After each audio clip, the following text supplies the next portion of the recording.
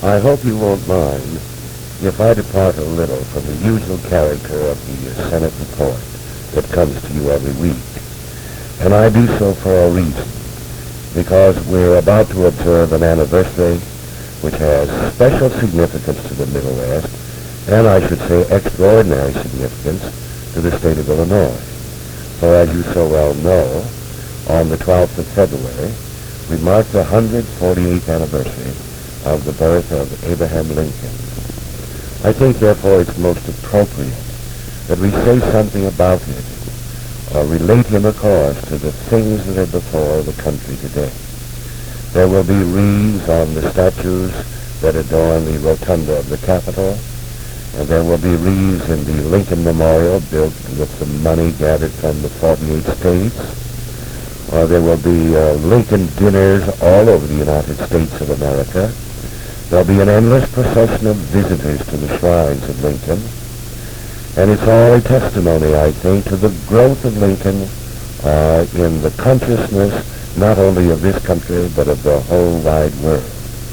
The only poll that I've ever encountered to show how he stands in the minds of the American people seems to have been taken in 1940. Now, it is a little invidious, of course, to compare one hero with another. But on that occasion, we polled 6,000 people in New York. And Lincoln stood out over and above anyone in American history as the favorite hero and as the greatest person ever to be produced by the United States of America. Now, of course, the common reasons will be assigned for his greatness. First of all, his bigness in little things. You remember that wonderful letter that he wrote to Mrs. Dixon, the woman who gave 5 sons on the altar of the Republic during the Civil War. It was a touching and pathetic masterpiece. And yet this great man could take time to write to this mother of 5 sons who were sacrificed for the nation. And then, of course, there's the fact that he's an exalted common man.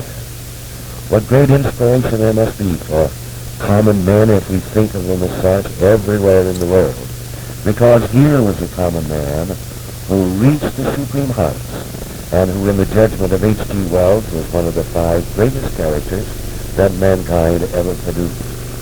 And then there's that remarkable attribute of character, his freedom from anger and from temper. Nowhere is it so beautifully done as in his second inaugural. Remember those lovely words, with malice toward none, with charity for all, with firmness in the right as God gives us to see the right. What an opportunity there was for anger and temper, and what an opportunity there was for crimination, and yet this humble person free from anger and temper. In this magnificent second inaugural, just laid his heart and his soul bare to the people.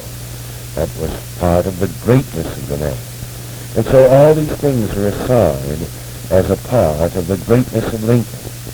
But I want to visit with you a little today about some other heroic qualities. For in my judgment, he's not merely a great man. He's not merely a great statesman. He is a courageous hero.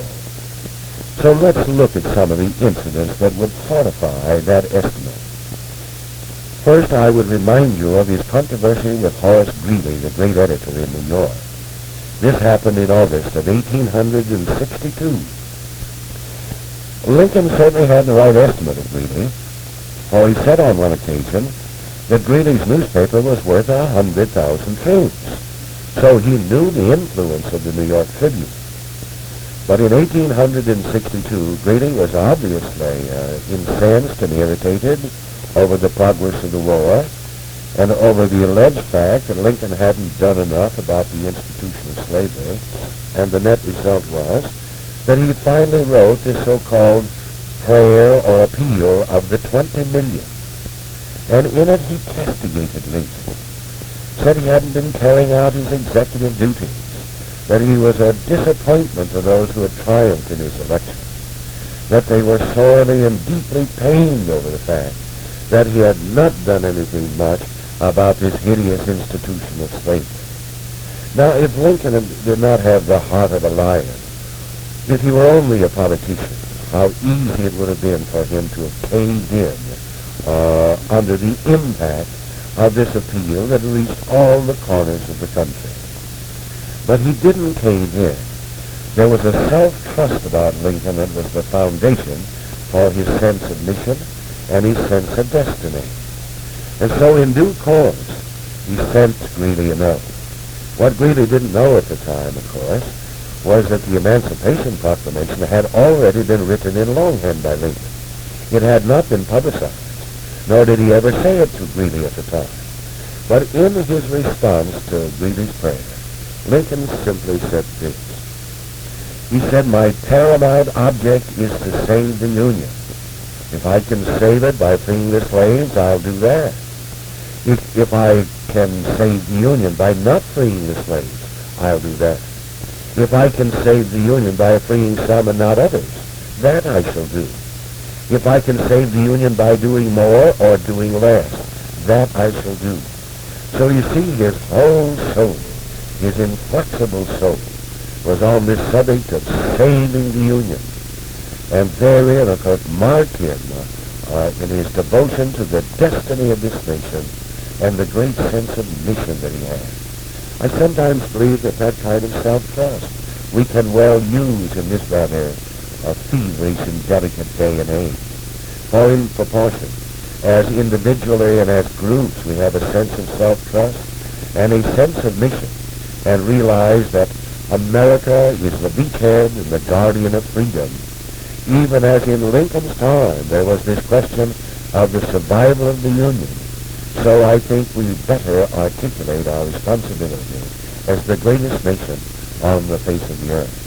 So you see, that makes him a courageous hero. And then secondly, his estimate of the responsibilities and the objects of government. It was in 1854 when he made a statement. You see, it was 4 years later before he was a candidate for the United States Senate. He had not yet quite come on the national scene, except that he served one term in Congress in 1847. But in 1854, he said in substance, the legitimate function of government is to do what needs to be done for people. I emphasize it. What needs to be done for people, that they cannot do so well or do it all in their individual capacities. And then he proceeded to catalog some of these things. He says, for instance, law enforcement, the machinery of government, our highways, schools, charities, pauperism, orphanages, helping afflicted and helpless children. Lincoln just recited that there was a field that was the legitimate object of government. And so today, as you spell out some of these patterns that are freely criticized, it seems to me that only in a larger dimension do we carry out some of the things that Lincoln said were the legitimate object of government. So you see, there's a newness and a freshness about it. And in that respect, he stands apart from so many heroes. There are heroes in the history books who were equal to the occasion of their times. But Lincoln was not only equal to his time, but you see, he grows in the estimate of people. And there's a vitality and a freshness about his concepts that are just as good in the year of our Lord 1957 as they were in the year 1809 when he was born in that log cabin in Kentucky. Now I think there's time to mention one other thing to fortify my estimate of Lincoln's greatness as a courageous hero. And it is his capacity for change. Let's look for a moment at 1862. First came this controversy with Greeley. Secondly, the war was going badly. The credit of the Union was shaken. The people were so upset about the casualty lists. And then on top of everything else, of course, he had to relieve General McClellan from his command as the commander of the Army of the Potomac. He didn't like to do it, but he did it as a last resort.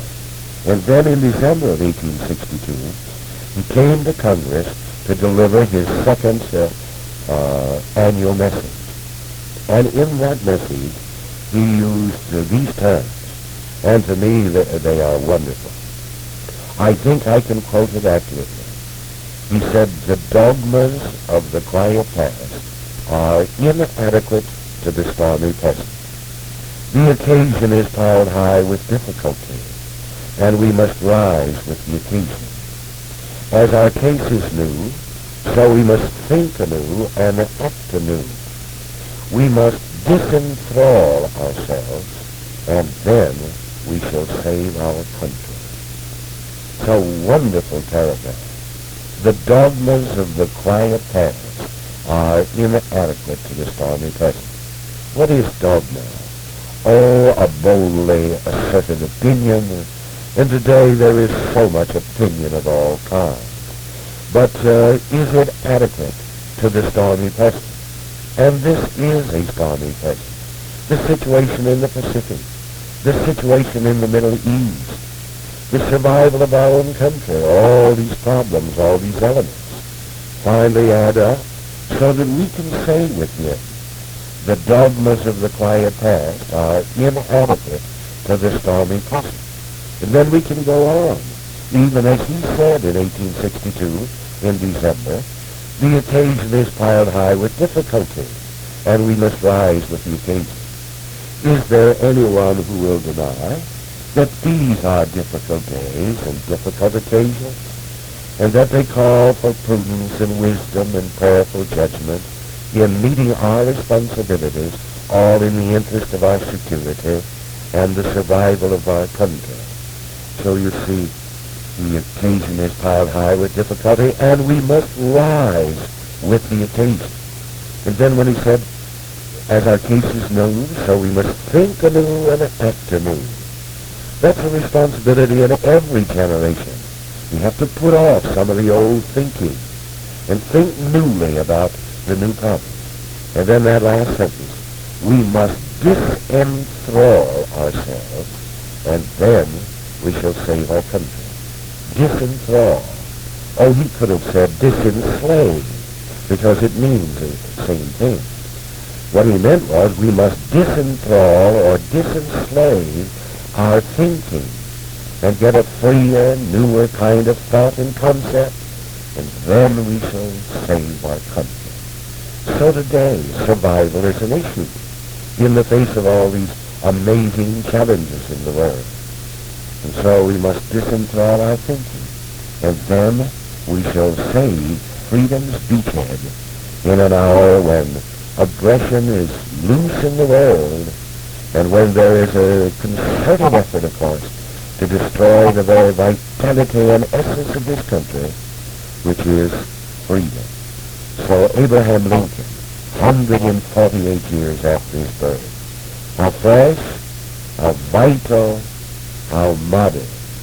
We can stand some of his courage, and we can stand to go back and re-examine the concepts by which he kept this union alive, and also solved one of the great unsolved problems of the Constitution, and that was the problem of slavery. Well, then, can we commemorate his birth anniversary and feel the throb of Lincoln as we enshrine him in our minds and in our hearts?